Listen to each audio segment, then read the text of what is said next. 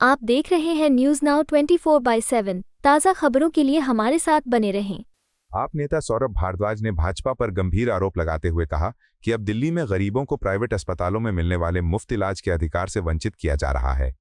उन्होंने कहा, भाजपा सरकार ने गरीबों के स्वास्थ्य अधिकारों पर हमला किया है।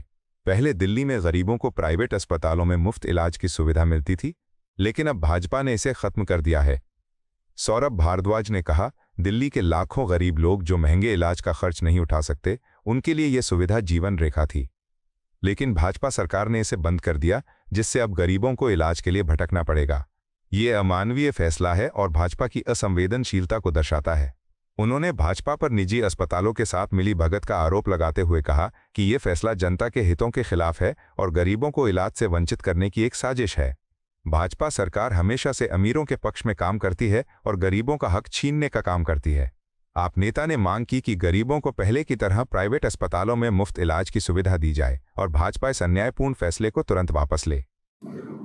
दोस्तों, 2 दिन पहले भारतीय जनता पार्टी की दिल्ली की सरकार ने अपना बजट पेश किया और अब उस बजट की कई डिटेल्स सामने आने लगी हैं और कुछ डिटेल्स उसकी इतनी खतरनाक हैं कि उस बजट की वजह से दिल्ली के अंदर हाहाकार मचने वाला है।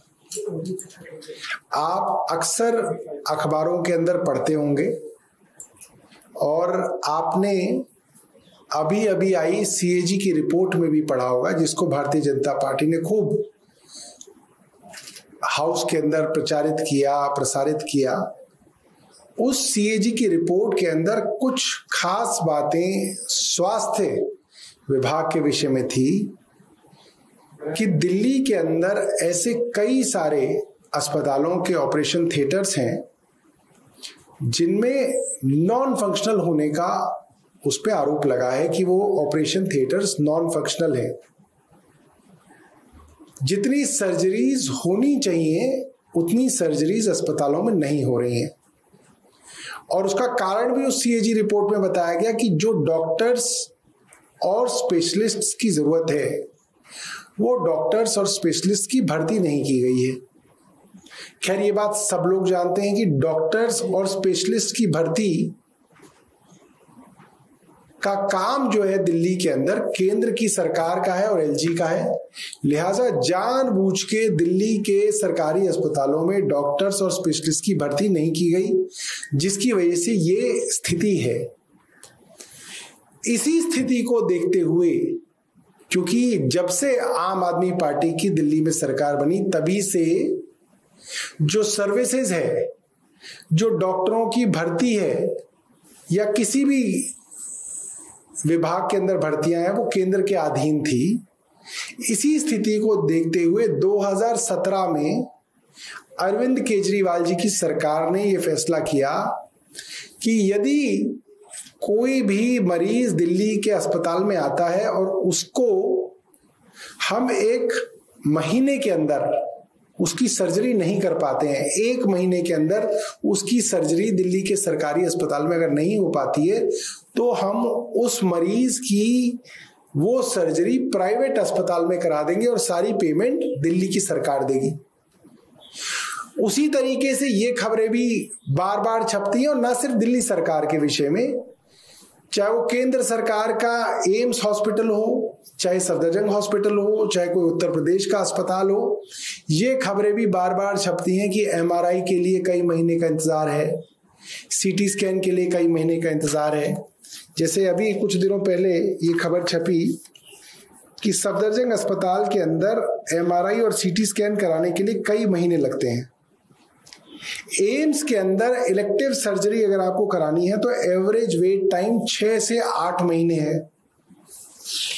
इसी तरीके से कुछ दिनों पहले 15 दिसंबर 2024 की खबर है कि एम्स में ऑर्थोपेडिक सर्जरी का जो वेट पीरियड है वो 6 महीने से बढ़कर 12 महीने हो गया। मतलब 1 साल आप इंतजार करेंगे तो आपकी हड्डी का कोई ऑपरेशन होगा तो एम्स में हो सकता है। और इसी को ध्यान में रखते हुए दिल्ली की आम आदमी पार्टी सरकार ने 2017 में ये तय किया कि अगर आपका उसी समय पर सीटी स्कैन और एमआरआई उस अस्पताल में नहीं हो पा रहा है तो हम आपको प्राइवेट लेबोरेटरी के अंदर आपको रेफर कर देंगे। आप प्राइवेट लैब में जाके अपना जो है टेस्ट करा लीजिए।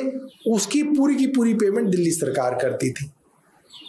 उसी तरीके से अगर आपका ऑपरेशन नहीं हो रहा तो वो आपको प्राइवेट अस्पताल में आप करा लीजिए, उसकी पेमेंट हम दिल्ली सरकार से करते थे।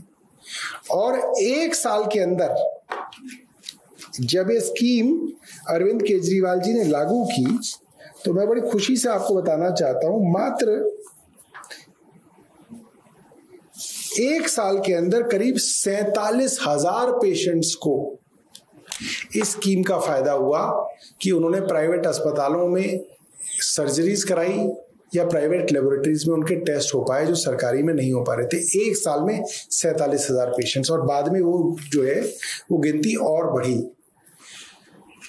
बड़े हैरानी कर देने वाली बात यह है कि इस बार जो बजट पास किया गया उसमें इन योजनाओं को खत्म कर दिया गया है। बिना किसी वैकल्पिक व्यवस्था के इनको खत्म करना लगभग मरीजों की हत्या करने बराबर है। क्यों? क्या आपने अस्पतालों के अंदर डॉक्टरों और स्पेशलिस्ट की भर्ती कर ली? नहीं करी। क्या आपने उन ऑपरेशन थिएटर्स को ऑपरेशनल कर दिया, फंक्शनल कर दिया? नहीं। क्या आपने खराब हुई सीटी स्कैन और एमआरआई मशीनों को ठीक करा दिया, एक्सरे मशीनों को ठीक करा दिया? नहीं। क्या आपके यहां जो रेडियोलॉजिस्ट नहीं थे, जिसकी वजह से आप एमआरआई और सीटी स्कैन नहीं कर पा रहे थे, उन रेडियोलॉजिस्ट की भर्ती कर ली? नहीं।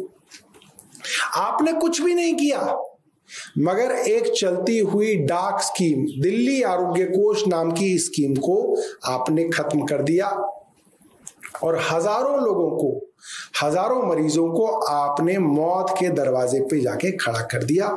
मेरी भारतीय जनता पार्टी की सरकार से ये डिमांड है कि भारतीय जनता पार्टी की सरकार ये बताए कि सरकार बनने के बाद कितने रेडियोलॉजिस्ट भर्ती हुए, कितने सर्जन भर्ती हुए, कितने स्पेशलिस्ट भर्ती हुए, कितने ओटी नए आपने ऑपरेशनल कर दिए, कितने आपने रेडियोलॉजिस्ट लिए।